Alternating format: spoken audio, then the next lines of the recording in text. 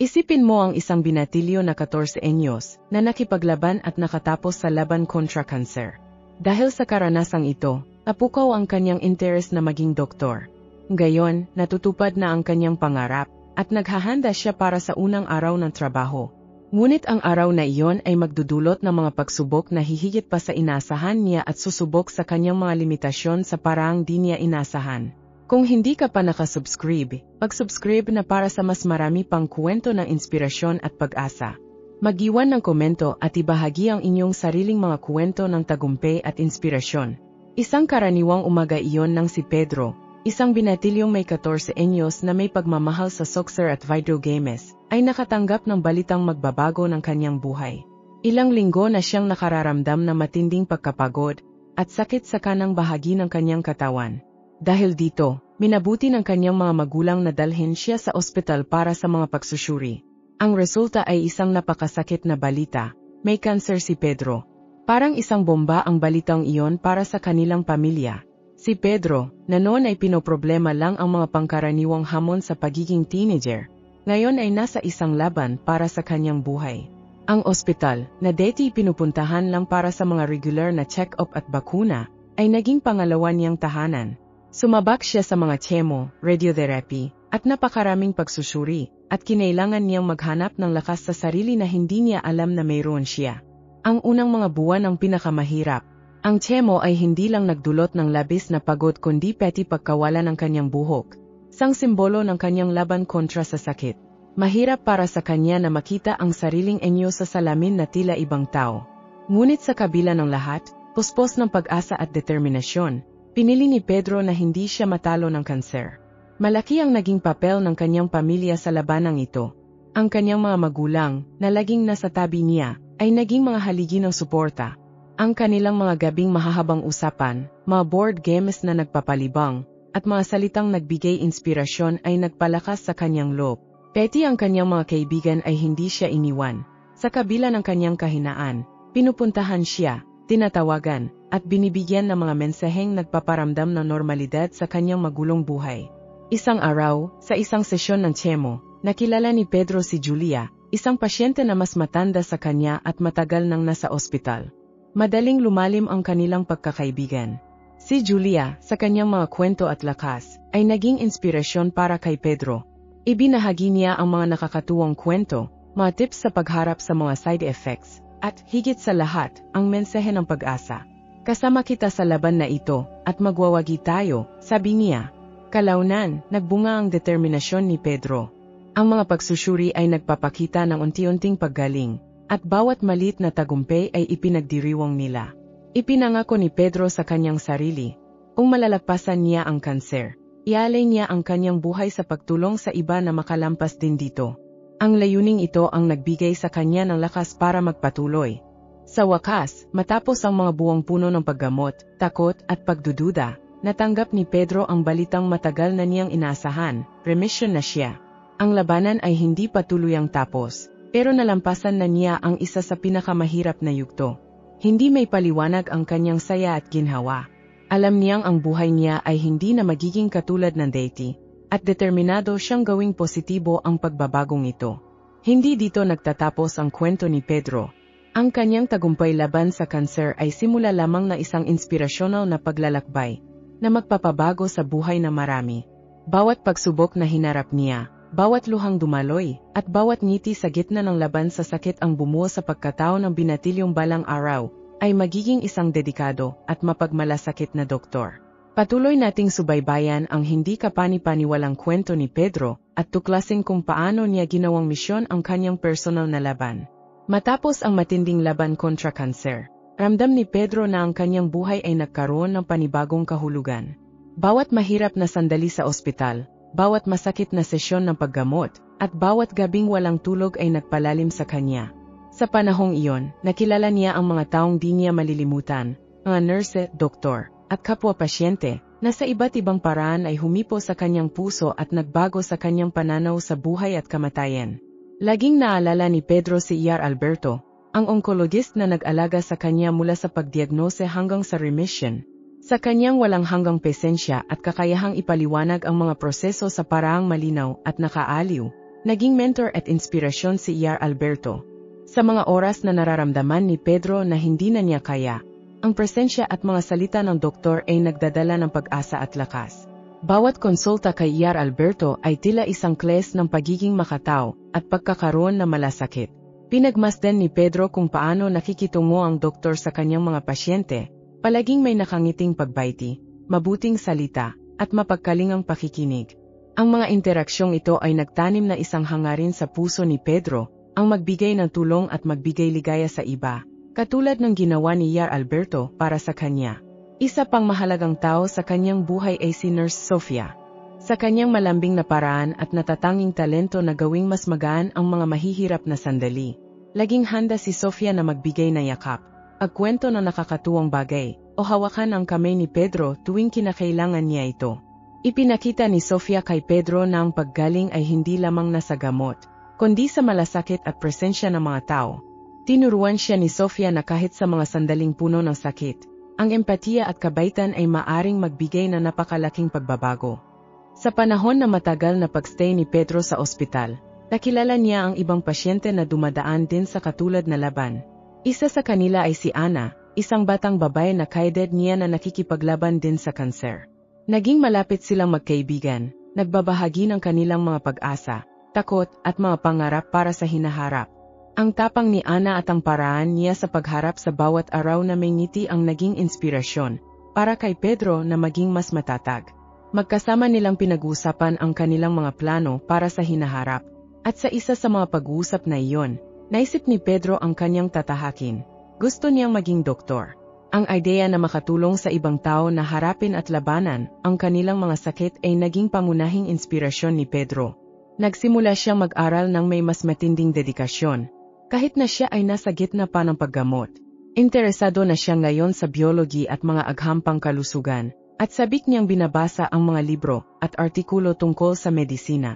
Bawat bagong kaalaman ay parang piraso ng puzzle na bumubuo sa pangarap niyang maging doktor, na makakapagbigay na inspirasyon at pagpapagaling sa kanyang mga magiging pasyente. Nang tuluyan siyang makapasok sa remission, naramdaman ni Pedro na para siyang binigyan ng bagong pagkakataon sa buhay, isang oportunidad na tuparin ang mas mataas na layunin. Pinangako niya sa sarili na ang bawat hakbang sa kanyang landas, patungong medisina, ay magiging alay sa mga taong nakilala niya sa ospital, na sa iba't ibang paraan ay nagpabago sa kanyang buhay. Ang pangarap na gamitin ang kanyang kaalaman at pagkalinga para tumulong sa iba ay naging sentro ng kanyang buhay. Pumasok si Pedro sa medical na paaralan na may kakaibang sigla. Bawat class, bawat training at bawat practical na karanasan ay tinitingnan niya bilang paghahanda, hindi lang para sa isang karera, kundi para sa isang misyong panghabang buhay. Nangibabaw siya dahil sa kanyang dedikasyon at pagmamahal sa ginagawa. Palaging naalala ang mga aral na natutunan niya bilang isang pasyente. Mahusay ang kanyang mga grado, ngunit ang tunay na nagpagkaiba sa kanya ay ang kanyang empatiya at malalim na pag-unawa sa karanasan ng mga taong nakaharap sa matinding sakit. Ang kwento ni Pedro ay isang patunay kung paano ang mga pagsubok ay maaring baguhin ang buhay ng isang tao ng positibo. Ang kanyang personal na laban sa kanser ay hindi lang nagpalakas sa kanya, kundi nagbigay din ng malinaw at inspiradong layunin. Determinado siyang magbigay ng pagkakaiba sa buhay ng iba, tulad ng ginawa na Yar Alberto at Nurse Sofia para sa kanya. Sundan pa natin ang masalimot at kapanapanabik na paglalakbay ni Pedro, mula sa kanyang desisyong maging doktor hanggang sa sandaling magsimula siya sa kanyang unang araw ng trabaho, puno ng mga inaasahan at mga hamon. Ang paglalakbay ni Pedro papasok sa medical na paaralan ay puno ng mga napakalaking hamon at makabuluhang tagumpay. Matapos talunin ang kanser, determinado siyang sundan ang bago niyang layunin, pero alam niyang hindi magiging madali ang landas patungo sa pagiging doktor. Bilang isang kabataan, kinailangan ni Pedro na muling mag-adjust sa buhay eskwela. Matapos ang mga buwan ng pagliban dahil sa paggamot, ang pagbabalik sa class ay isang hamon. Pakiramdam niya ay nahuhuli siya sa mga kakles sa usapin ng mga aralin at paghahanda. Pero ang karanasan niya ay nagpalakas sa kanya. Inyalay niya ang mga karagdagang oras sa pag-aral, nare-review ang mga aralin at humihingi ng tulong sa mga guro. Ang determinasyon na nagdala sa kanya para talunin ang sakit ay ngayon ang naggabay sa kanya sa pag-aral. Madalas siyang nag-aral hanggang hating gabi. napapaligiran ng mga libro at pangarap na maging doktor palaging nasa isip. Para makapasok sa medical na paaralan, alam ni Pedro na kailangan niyang makakuha ng mataas na marka sa entrance exam. Nag-enroll siya sa isang preparatory class, kung saan nakatagpo siya ng bagong komunidad ng mga cadet na may kaparehong layunin. Matindi ang mga class at ang presyon ng preparatory course ay nakaka-drain, pero motivated si Pedro. Tinuruan siya ng kanyang karanasan sa cancer na pahalagahan ang bawat oportunidad at huwag sayangin ang anumang sandali. Ang bawat class ay isang hakbang palapit sa kanyang pangarap. Sa panahong ito, nakaranas din si Pedro ng emosyonal na mga hamon. Ang pressure para makakuha ng mataas na marka, kasama ang alaala ng kanyang laban sa cancer, ay madalas na nagdudulot ng anxiety at stress. May mga sandali na nagduda siya sa kanyang kakayahan. Tinatanong kung kaya niyang malampasan ang mga balakid. Sa mga sandaling ito ng kahinaan, inaalala niya ang kanyang pangako at ang mga taong naging inspirasyon niya, tulad ni Yar Alberto at Nurse Sofia. Ang lakas na natagpuan niya sa mga alaalang iyon ang nagbigay sa kanya ng tapang na magpatuloy. Ang MGA Weekend Naya ay punawing marathon study sessions at mock exams. Malaki rin ang naging suporta ng kanyang pamilya sa panahong ito. Ang kanyang mga magulang, na palaging nasa tabi niya, ay nagbigay ng encouragement at naglaan ng tahimik na kapaligiran para siya ay makapag-aral.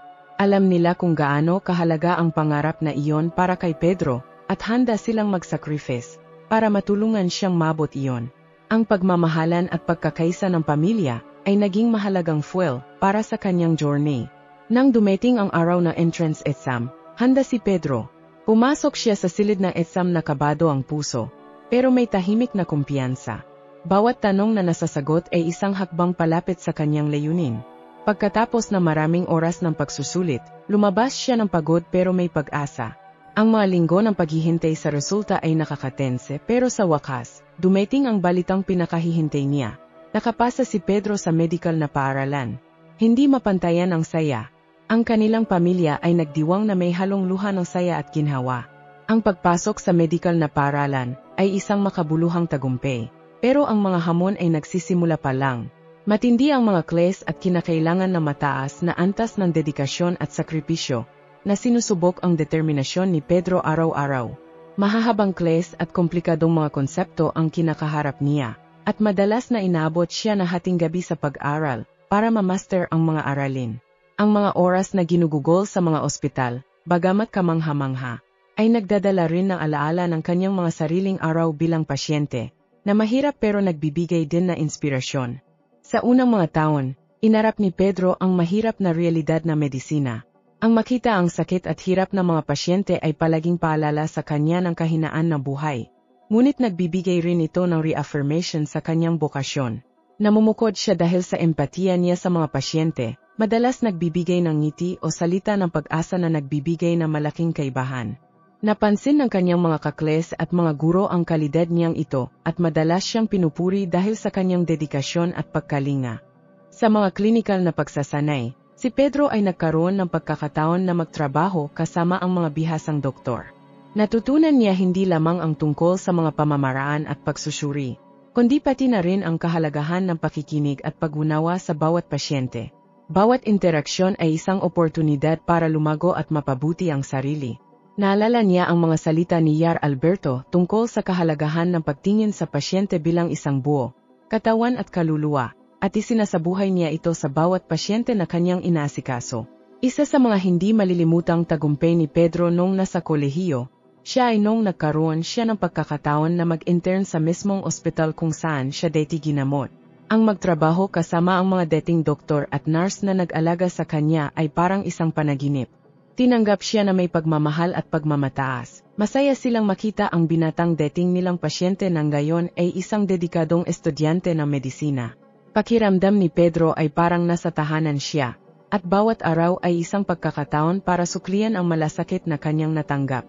Sa wakas, matapos ang mahabang taon na masigasig at walang pagod na pag-aral, si Pedro ay handa nang magtapos. Ang seremonya ng pagtatapos ay puno ng damdamin. Nakashoot ng tuga, tumingin siya sa mga manonood at nakita ang kanyang mga magulang, mga kaibigan, at ang mga doktor na naging inspirasyon niya. Lahat sila ay may mga ngiti ng pagmamalaki at luha ng saya.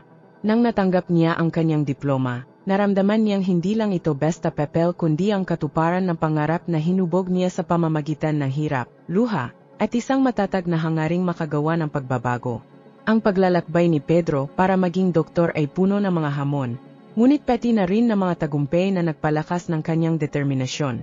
Handa na siyang harapin ang susunod na kabanata ng kanyang buhay, isang karera na nakatuon sa pagtulong sa iba na malampasan ang kanilang sariling mga laban, daya ng kanyang ginawa. Hindi mag-isa si Pedro sa kanyang paglalakbay patungo sa pagiging doktor.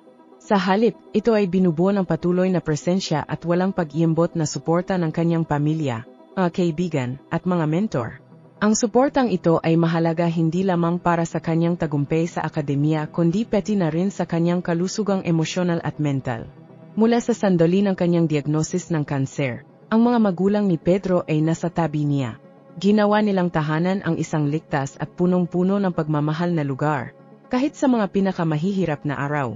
Bawat masakit na paggamot at bawat sesyon ng chemotherapy ay sinasabayan ng mga kamay na humahawak sa kanya at mga ngiting nag-anyaya ng tapang. Ang lakas ng kanyang mga magulang ay parang isang angkla na nagtataglay kay Pedro. Kahit napakiramdam niya ay bumabagsak ang lahat. Nang magpasya si Pedro na tahakin ang landas ng medisina, ang kanyang mga magulang ang unang sumuporta. Naunawaan nila ang lalim ng kanyang motibasyon at ginawa ang lahat upang matulungan siyang maabot ang kanyang pangarap. Para sa kanila, hindi lang ito tungkol sa mga grado o pagpasa sa pagsusulit kundi ang makita ang kanilang anak na tuparin ang isang mas malalim na layunin. Inayos nila ang pananalapi ng pamilya upang masiguro na makapag-aral si Pedro sa preparatoryong kursong kinailangan niya at laging handang magbigay ng mga salitang nagtataguyod sa mga panahon ng panghihina. Ang mga kaibigan ni Pedro ay nagbigay din ng mahalagang papel. Hindi nila siya itinuring na marupok dahil sa kanyang nakaraan sa sakit. Sa halip, kinikilala nila ang kanyang lakas at tapang. Sa mga taon na masigasig na pag-aral para sa mga pagsusulit at kalaunan sa kolehiyo ng medisina, ang mga kaibigang ito ay naging isang tuloy-tuloy na pinagmumulan na emosyonal na suporta. Nag-aaral sila ng sama-sama, tinatalakay ang mga mahihirap na leksyon, at higit sa lahat, nagdadala ng mga sandaling puno ng tawa at kasiyahan na kailangan ni Pedro para maipsan ang stress. Bukod sa pamilya at mga kaibigan, nakatagpo si Pedro na mahahalagang mentor sa kanyang landas. Si E.R. Alberto, ang oncologist na gumamot sa kanya, ay naging isang tagapayo at kaibigan. Nagbigay siya ng profesional at personal na gabay. Tinutulungan si Pedro na navigahan ang mga hamon ng kursong medisina. Ibinahagi ni E.R. Alberto ang kanyang mga karanasan, nagbigay ng mga pananaw, hindi lamang tungkol sa praktika sa medisina, kundi pati na rin sa empatiya at malasakit sa mga pasyente. Ang relasyon na mentor-mentee na ito ay mahalaga sa pagunlad ni Pedro bilang isang hinaharap na doktor. Sa kolehiyo, nakilala rin ni Pedro si Profesora Mariana, isang kilalang cardiologist na naging mahalagang mentor. Nakita ni Mariana kay Pedro hindi lamang isang masigasig na estudyante, kundi isang taong may makapangyarihang kwento at napakalaking potensyal. Hinikayat niya si Pedro na lampasan ang karaniwang kurikulum, lumahok sa mga proyekto sa pananaliksik, at maghanap ng mga pagsasanay na magpapalawak ng kanyang karanasan. Sa ilalim ng gabay ni Mariana, natutunan ni Pedro ang kahalagahan ng pananaliksik at inobasyon sa medisina, at kung paano maaring makapagbigay ang mga ito ng positibong epekto sa buhay ng mga pasyente. Ang mga sandali ng pagdududa at pagkapagod ay hindi may iwasan, ngunit ang suporta ng pamilya, mga kaibigan, at mga mentor ay tumulong kay Pedro na magpatuloy. Sa mga mahihirap na pagsusulit o mga linggo na masinsinang pagsasanay, laging may mga taong handang magbigay ng suporta.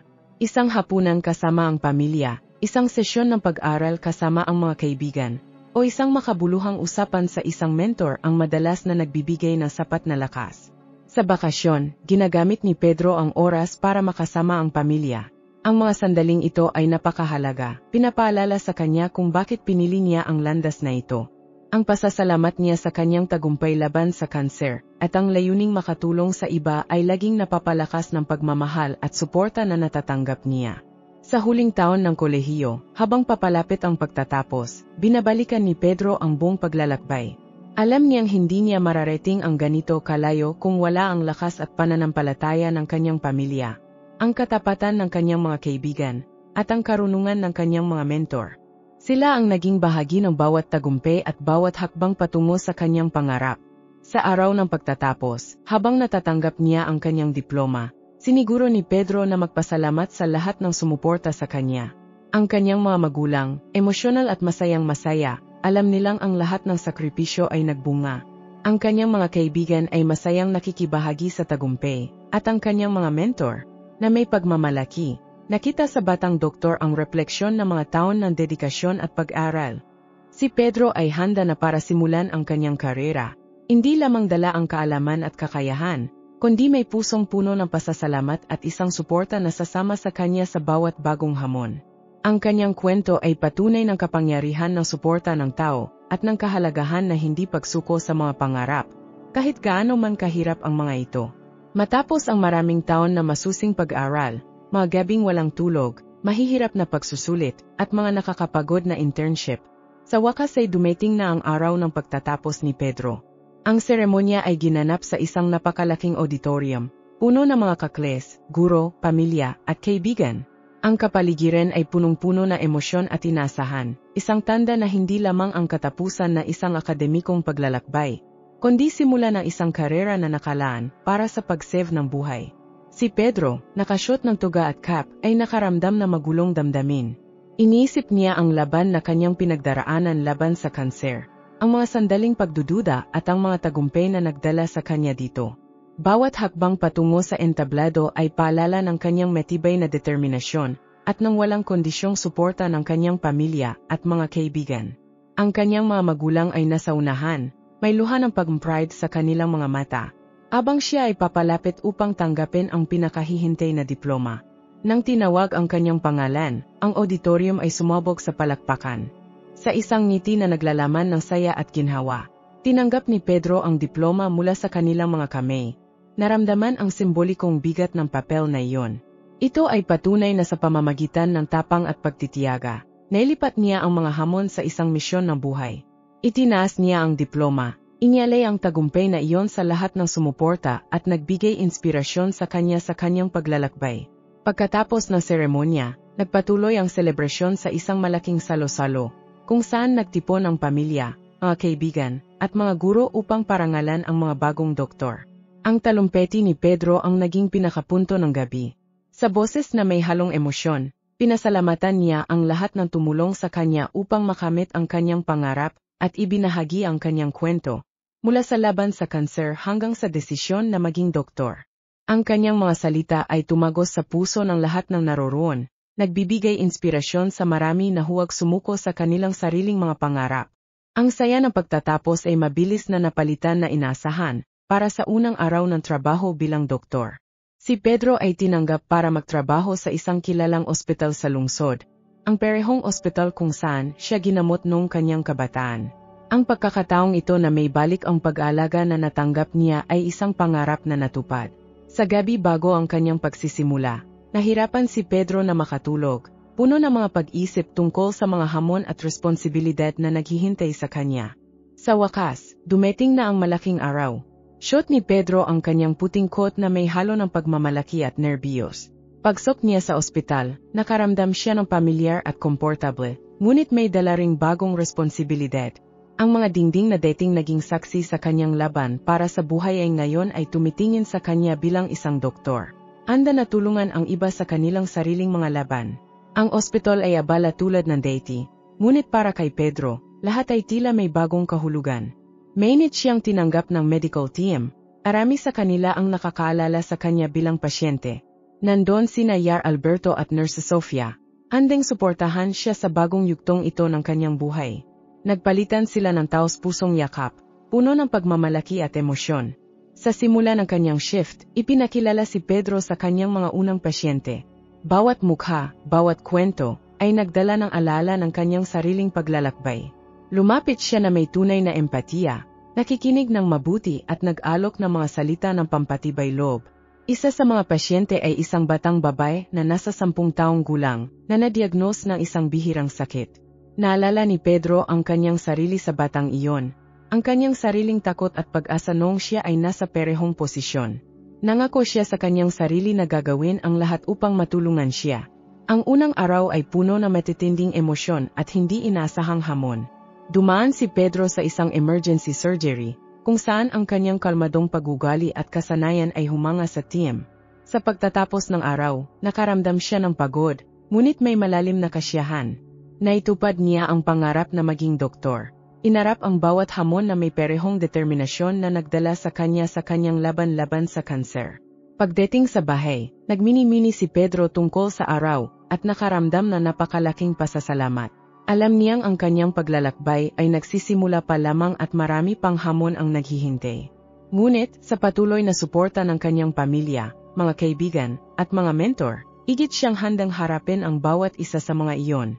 Ang kwento ni Pedro ay isang makapangyarihang paalala na, sa pamamagitan ng tapang, pananampalataya, at suporta, possible ang pag-convert ng mga hamon sa mga pambihirang tagumpay. Ang kanyang unang araw bilang doktor ay simula lamang na isang karera na nakatuon sa pag-save ng buhay at nagbibigay inspirasyon sa iba upang huwag sumuko sa laban. Ang bisperas ng unang araw ng trabaho ni Pedro ay isang halo ng nerbiyos at kasiyahan. Napagdaanan niya ang napakarami para makarating dito, ngunit ang ideya ng shot ang puting coat at pagpasok sa ospital bilang doktor ay tila isang malayong pangarap pa rin. Nagpalipas siya ng gabi na nare-review sa isip ang lahat ng kanyang natutunan, mula sa mga technical na detalye ng mga operasyon, hanggang sa mga aral tungkol sa empatiya at pag-alaga. Pagdating na umaga, maingat na sinuot ni Pedro ang kanyang coat, ramdam ang simbolikong bigat ng kasuotang iyon. Tumingin siya sa salamin at, sa isang sandali, naisip ang paglalakbay na nagdala sa kanya dito, mula sa walang katapusang mga araw ng paggamot laban sa kanser hanggang sa mga gabing walang tulog na nag-aral para sa entrance exam at ang mga hamon na hinarap sa med school. Sa isang malalim na buntong hininga, naramdaman niyang handa na siya para sa bagong yugto na kanyang sisimulan. Pagdating sa ospital, sinalubong si Pedro na masiglang kilos. Ang ospital ay isang lugar ng buhay at enerhiya, isang mundo kung saan mahalaga ang bawat sandali. Sinalubong siya ng Mariana, ang kanyang mentor at gabay, na tunay na nasisiyahan na si Pedro ay bahagi ng team. Welcome sa team, Dr. Pedro. Ngayon ay isang espesyal na araw, sabi niya, na may ngiting nakapagtutulungan. Ang nerbiyos ni Pedro ay unti-unting naglaho nang malaman niyang mayroon siyang mga taong naniniwala sa kanya. Ang unang pulong kasama ang mga kapwa-doktor ay puno ng tensyon, ngunit mainit ang pagtanggap. Si ER Alberto, na ngayon ay katrabaho na niya, ay nagbigay na isang mainit na good luck. Palagi niyang tinatawag si Pedro na Batang Leon, isang metapora para sa kanyang lakas at tapang. Si Sofia, ang nurse na kasama niya sa panahon ng kanyang paggamot, ay bahagi rin ng nursing team, at masayang makita si Pedro doon. Andeng ibalik ang lahat ng pagmamahal na natanggap niya mula sa ospital. Dinala si Pedro para makilala ang kanyang larangan ng trabaho. Naglakad siya sa mga abalang pasilyo, medyo naliligaw pero sobrang excited. Ang pamilyar na amoy ng disinfectant at ang tunog ng mga monitor ng tibok ng puso ay nakakapagbigay ng kakaibang kapanatagan. Bawat silid, bawat pasyente, ay may bagong kwento, at sabik si Pedro na makilahok sa lahat ng iyon. Ang kanyang unang gawin ay sumama kay Mariana sa MGA morning consultations. Pumasok sila sa kwarto na isang matandang pasyente na nagre-recover mula sa heart surgery. Ang interaksyon sa pagitan ng doktor at pasyente ay isang practical na aral sa empatiya at pag-alaga. Pinagmamasdan ni Pedro na mabuti, napapansin kung paano ang malilit na galaw at magagandang salita ay makakagawa ng malaking pagkakaiba sa paggaling ng isang tao. Nang dumaiting ang kanyang pagkakataon na magsalita, nagpakilala siya na may mainit na ngiti at nangako na alagaan ang pasyente ng buong puso. Ang tunay na pagsubok ng kanyang kakayahan ay dumating sa gitna ng araw, nang isang emergency ang inanunsyo. Isang binatilyo na 15 taon ang nasangkot sa isang seryosong aksidente sa motorsiklo at kailangan ng agarang operasyon. Tinawag si Pedro para tumulong sa operating room. Ang kanyang mga nerbiyos ay labas na labas, pero alam niya na ito na ang pagkakataon niya na ipakita ang lahat ng natutunan niya. Sa matibay na mga kamay at nakatutok na isipan, sinunod niya ang mga tagubilin mula sa mga batikang surgeon na nag-ambag na makabuluhang tulong para sa pag-stabilize ng pasyente. Habang nagaganap ang operasyon, nakaranas si Pedro ng agos ng adrenaline at isang pakiramdam ng tagumpay na wala pang naranasan. Nakita ang buhay na naililigtas sa kanyang harapan, at alam na siya ay nakakatulong dito, ay nagpatibay sa kanyang determinasyon, at nagpapatunay na siya ay nasa tamang lugar. Sa pagtatapos ng proseso, ang pasyente ay nasa ligtas na kalagayan, at nakatanggap si Pedro ng papuri mula sa kanyang mga kasama para sa mahusay na trabaho. Sa pagtatapos ng araw, pagod pero masaya, naglaan si Pedro ng oras para magmini-muni. Umupo siya sa isang bangko sa labas ng ospital. Pinagmamasdan ang walang tigil na agos ng mga tao. Naisip niya ang lahat ng buhay na nahawakan na ng lugar na iyon at sobrang nagpapasalamat siya na bahagi siya na misyon na iyon. Sumama si Nurse Sofia sa kanya sa bangko. Ang galing mo today, Pedro. Super proud ako sayo. Alam ko naman na malayo ang mararating mo, sabi niya, na may ngiting puno ng pagmamahal. Nagpasalamat si Pedro. Nakaramdam ng malalim na koneksyon kay Sofia at sa lahat ng sumuporta sa kanya.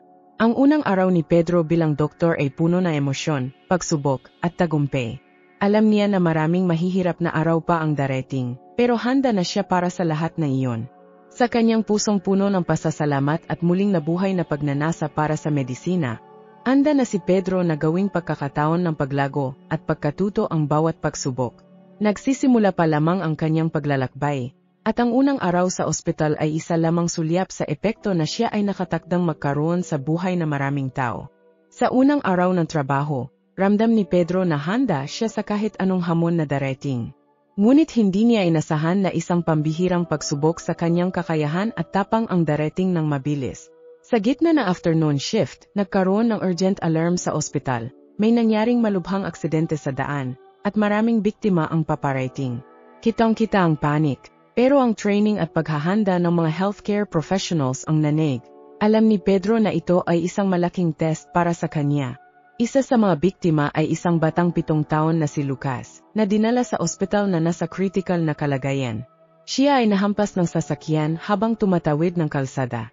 Maraming malubrang pinsala, kasama ang isang nakabukas na bali sa binti at mga senyales ng trauma sa ulo. Tinawag si Pedro para sa emergency room upang tumulong sa pag-stabilize ng bata. Uminit ang kanyang puso nang makita ang kalagayan ni Lucas, ngunit alam niya na kailangan niyang manatiling kalmado at kumilos ng mabilis. Ang kapaligiran sa emergency room ay napakaabala. Ang mga medical team ay mabilis na gumagalaw, nagko-coordinate ng mga hakbang para iligtas si Lucas. Si Pedro ang inatasan na mag-monitor ng mga vital signs ng bata habang ang mas may karanasang mga doktor ay tinatasa ang mga pinsala. Naalala niya ang mga teknik na natutunan niya sa monitoring at nag-focus siya sa pagpapanatili ng tumpak na tala ng mga vital data. Matibay ang mga kamay ni Pedro, ngunit ang kanyang isip ay tumatakbo na mabilis na naalala ang lahat ng kanyang natutunan. Biglang nagsimula ang pagbagsak ng vital signs ni Lucas. Ang monitor ay nagpapakita na mabilis na pagbagsak ng blood pressure at isang nakakabahalang pagbaba na heart rate. Ang panik ay tila susulpot kay Pedro, pero huminga siya ng malalim at tinawag ang atensyon ng mga pinakamalapit na doktor. Nawawalan tayo ng blood pressure ng mabilis, nagbigay babala siya. Napansin ng chief surgeon ang seryosidad ng sitwasyon at tinutusan ang team na maghanda para sa emergency transfusion at posibleng operasyon. Inatasan si Pedro na ihanda ang blood transfusion. Nagtrabaho siya ng mabilis at may kasanayan, na naalala ang mga critical na procedure na paulit-ulit niyang sinanay. Habang inihahanda ang mga materyales, bumalik ang kanyang mga alaala sa sarili niyang laban para sa buhay at sa mga pagkakataong umasa siya sa kakayahan at tapang ng mga doktor. Gayon, siya na ang nasa kabilang panig, lumalaban upang iligtas ang isang napakabatang buhay na puno ng pag-asa. Nagsimula ang emergency surgery, at tinawag si Pedro upang tumulong sa operating room. Nag-shoot siya ng surgical gloves at humarap sa mga batikang doktor. Handang sandin ang mga tagubilin. Critical ang sitwasyon, isang internal bleeding ang natuklasan, at mahalaga ang oras.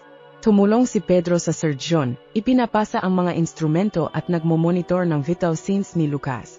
Bawat segundo ay mahalaga, at ang tensyon sa silid ay ramdam na ramdam. Podsas ang operasyon, may isang sandali na ang monitor ng puso ni Lucas ay nagbigay na mahabang beep na patuloy, na senyales ng pagkahinto ng puso. Para bang tumigil ang oras. Sumigaw ang siruhano para sa isang iniksyon ng adrenaline, at si Pedro, na parang kidlat, ay naghanda at nagbigay ng dosis. Lahat sa silid ay huminga ng malalim habang naghihintay sa reaksyon. Matapos ang ilang agonizing na segundo, nagrehistro ang monitor ng isang mahinan ngunit matatag na tibok. Bumaliktad si Lucas. Nagpatuloy ang operasyon ng may intensyon, ngunit ngayon ay may muling pag-asa. Nagtrabaho si Pedro nang walang pagod kasama ang koponan, at matapos ang ilang oras, matagumpay na natapos ang operasyon. Na-stabilize si Lucas at inilipat sa pediatric ICU, kung saan siya ay patuloy na makakatanggap ng intensive care.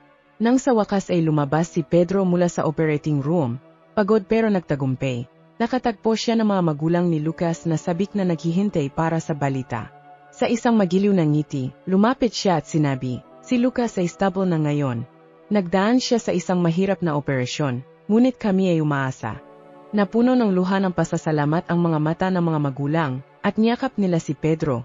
Pinasalamatan siya mula sa kaibuturan ng kanilang puso. Habang naglalakad si Pedro sa mga pasilyo ng ospital pagkatapos na hindi kapani-paniwalang pangyayaring iyon, nagmini-muni siya sa laki ng kanyang naranasan. Nasubukan siya sa mga paraang hindi niya inisip, at ang kanyang kakayahan at tapang ay nasubok. Ngunit higit sa lahat, nakaramdam siya ng malalim na layunin at tagumpay. Ito ang simula ng kanyang karera sa medisina, at alam niya na, sa kabila ng mga hamon na darating pa, narito siya sa tamang lugar. Ang unang araw ng trabaho ni Pedro ay puno na isang pambihirang pangyayari na sumubok sa lahat ng kanyang mga hangganan. Ngunit nagpapatibay din sa kanyang paniniwala na ang medisina ang kanyang tunay na tawag. Handang-handa na siyang harapin ang hinaharap na may muling determinasyon at puso na puno ng pasasalamat sa pagkakataong makagawa ng pagbabago sa buhay ng maraming tao. Epekto sa buhay ng mga pasyente. Ang pambihirang pangyayari na naganap sa unang araw ng trabaho ni Pedro ay nag-iwan ng mga hindi malilimutang alaala sa buhay ng mga pasyente at sa umusbong na reputasyon ng batang doktor. Ang pagsagip kay Lucas, ang 7 taong gulang na batang na aksidente, ay naging simbolo ng pag-asa at pagtagumpay para sa maraming tao sa ospital at higit pa. Matapos ang matagumpay na operasyon, si Lucas ay nagdaos ng ilang araw sa pediatric ICU, sa ilalim na mapagmasid na pangangalaga ni Pedro at ng kanyang medical team. Sa panahong ito, madalas na bumisita si Pedro sa batang lalaki. Sinisigurong maayos ang kanyang mga vital signs, at nakikipag-usap sa kanya at sa kanyang mga magulang. Sa bawat pagbisita, hindi lamang niya sinuri ang pisikal na pag-unlad ni Lucas, kundi nagbigay din siya ng mga salita ng pampasigla at kaaliwan. Alam niya mula sa sariling karanasan kung gaano kalaking tulong ang presensya at emosyonal na suporta ng isang doktor sa pag-recover ng isang pasyente. 12 labis na naapektuhan ang mga magulang ni Lucas sa dedikasyon at empatiya ni Pedro. Ibinahagi nila sa kanya ang mga kwento tungkol sa buhay ng kanilang anak, mga pangarap, at mga hilig. Si Pedro, sa kanyang bahagi, ay nagkwento sa kanila tungkol sa kanyang sariling paglalakbay, kabilang ang kanyang laban sa kanser.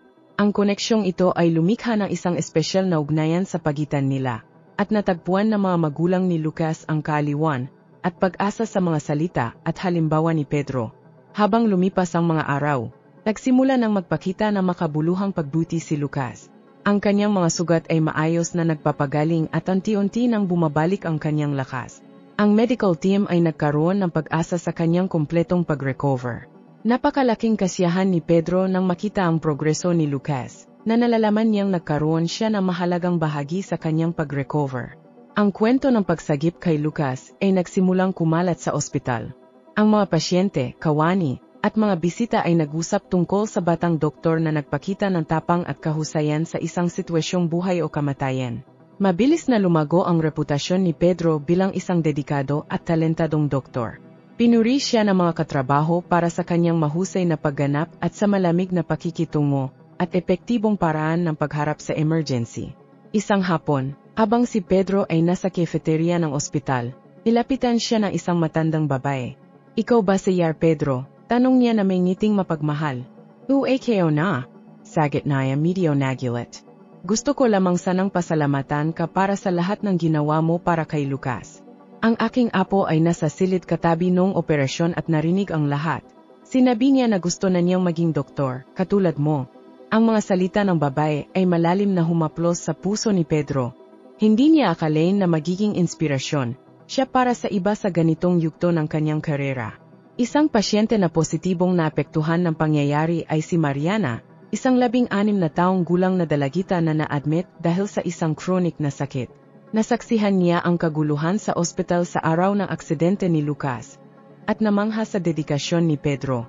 Si Mariana, na dati nang nawawalan ng pag-asa dahil sa kanyang kondisyon, ay natagpuan ang bagong pag-asa nang makita ang pag-recover ni Lucas dahil sa pagsisikap ng batang doktor. Nagbigay si Pedro ng mga regular na bisita sa kanya, nakikipag-usap tungkol sa mga libro, pelikula, at ang kahalagahan na hindi pagsuko.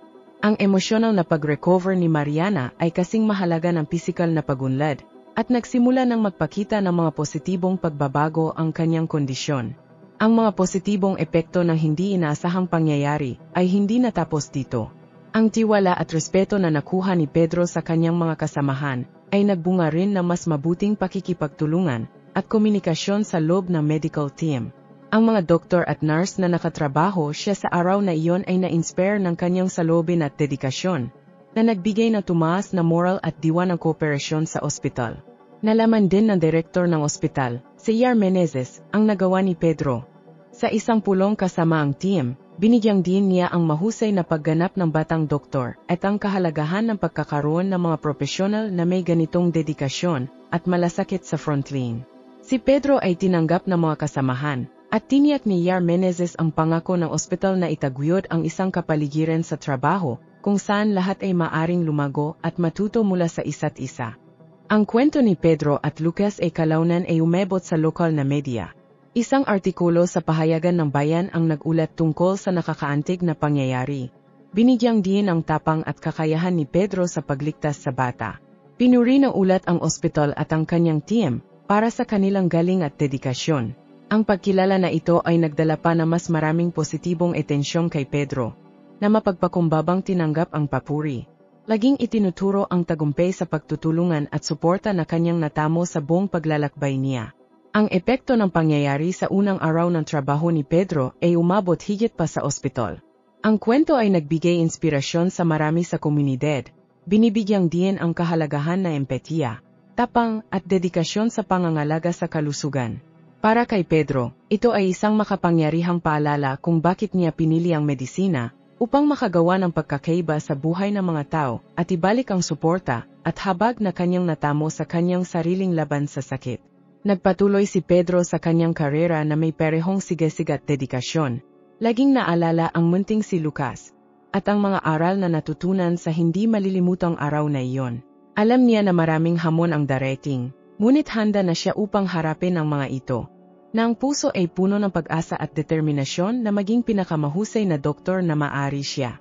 Pagninilay at personal na paglago, ang paglalakbay ni Pedro mula sa pakikibaka laban sa kanser hanggang sa maging isang inspiradong profesional, at kung paano hinubog ng pangyayari sa unang araw ng trabaho ang kanyang pananaw sa medisina at buhay.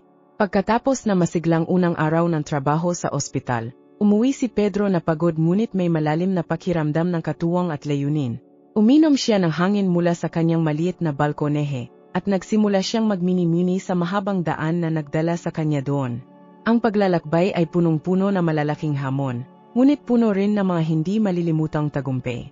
Naalala ni Pedro ang madidilim na araw ng kanyang kabataan, nakikipaglaban sa kanser. Naalala ang walang katapusang sesyon ng chemotherapy, ang mga gabing puno ng sakit at kawalang katiyakan, at ang mga sandaling halos nawalan siya ng pag-asa. Ngunit higit sa lahat, naalala niya ang mga taong tumulong sa kanya sa mahirap na yugtong iyon, ang kanyang pamilya, palaging nariyan, ang mga kaibigan na nagpatawa sa kanya ng tila wala ng pag-asa, at ang mga doktor at nurse na nag-alaga sa kanya na may habag. Ang mga alaala na ito ay hindi lamang nagbigay ng lakas sa kanyang determinasyon, kundi pati na rin sa kanyang pagkatao at pananaw sa kung ano ang ibig sabihin na maging doktor. Ang desisyon na maging doktor ay higit pa sa isang profesional na pagpili, ito ay isang tawag. Nais ni Pedro na magbigay pabalik sa lahat ng tumulong sa kanya at nais na maging para sa kanyang mga pasyente, ang kung ano sina Yar Alberto at Nurse Sofia para sa kanya. Bawat hakbang patungo sa layuning ito ay pinasigla ng pasasalamat at ng pagnanais na makagawa ng pagkakaiba sa buhay ng mga tao. Ang pagtatapos sa kolehiyo, kahit isang malaking pagdiriwang, ay simula lamang ng kanyang misyon. Ang pambihirang pangyayari sa unang araw ng trabaho ay tunay na pagsubok sa kanyang kakayahan at tibay. Ang pagharap sa isang ganitong seryosong emergency agad-agad ay hinamon si Pedro sa mga paraang hindi niya kailanman naisip. Ang karanasan ng pag-save kay Lucas, ang 7 taong gulang na bata, ay nagpatibay sa lahat ng kanyang pinaniniwalaan tungkol sa medisina, na ito ay tungkol din sa technical na kakayahan pati na rin sa empatiya at pag-alaga. Ang koneksyong naitatag niya kay Lucas at sa kanyang pamilya sa panahon ng paggaling ay isang makapangyarihang paalala kung bakit siya pumili ng ganitong karera. Nabatid ni Pedro na ang medisina ay higit pa sa mga diagnosis at paggamot. Ito ay tungkol sa pag-unawa sa kwento ng buhay ng mga pasyente, sa pagiging naroon sa mga sandaling pinakamahina, at sa pagbibigay ng pag-asa kahit sa mga pinakamahirap na sitwasyon. Ang paggaling ni Lucas ay isang tagumpay na pinagsaluhan, isang pagdiriwang ng buhay na muling nagpatibay sa bokasyon ni Pedro, na maging isang instrumento ng pagpapagaling at aliw. Habang siya ay nagmumuni-muni, naramdaman ni Pedro ang malalim na paglago sa kanyang sarili. Nahaharap siya sa kamatayan ng malapitan, kapwa bilang pasyente at doktor. At ang duality na ito ay nagbigay sa kanya ng natatanging pananaw. Naunawaan niya na ang bawat buhay ay mahalaga at bawat sandali kasama ang pasyente ay isang pagkakataon upang makagawa ng pagkakaiba. Ang pasasalamat na kanyang naramdaman sa kanyang sariling kaligtasan ay naging isang nag-alab na pagnanasa na tulungan ang iba na malampasan ang kanilang mga laban. Ang positibong epekto na kanyang naidulot sa buhay ng mga pasyente at ang reputasyon na sinimulan niyang itayo bilang isang dedikado at mahabaging doktor ay nagbukas ng bagong pananaw sa kanyang sarili at sa kanyang papel sa mundo. Hindi tiningnan ni Pedro ang medisina bilang isang karera lamang kundi bilang isang banal na misyon, isang mas mataas na layunin na lampas sa mga peder ng ospital. Nais niyang maging ilaw ng pag-asa para sa kanyang mga pasyente, gaya na iba pang tao na naging ganito para sa kanya. Sa pagtatapos ng kanyang pagmumuni-muni, nakaramdam si Pedro ng malalim na kapayapaan at isang bagong determinasyon.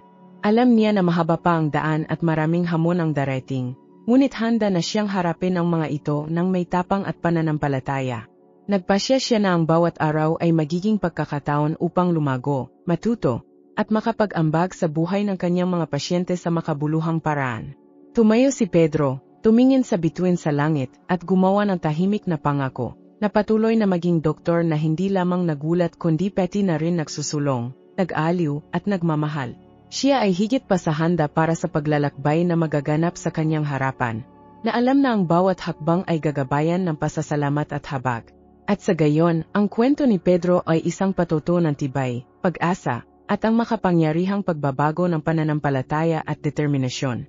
Ang kanyang paglalakbay mula sa pakikibaka laban sa kanser hanggang sa maging isang inspiradong doktor ay paalala na, sa tulong ng tapang at suporta, posible na mapagtagumpayan ang anumang hamon at makamit ang malalaking tagumpay. Nais naming marinig mula sa iyo. Ano ang tingin mo sa paglalakbay ni Pedro? Iwanan ang iyong mga komento at ibahagi ang iyong sariling kwento ng tagumpay at inspirasyon. Mahalaga ang iyong opinyon para sa amin. At kung hindi ka pa nakasubscribe, pag-subscribe na para sa iba pang nakaka-inspire na kwento.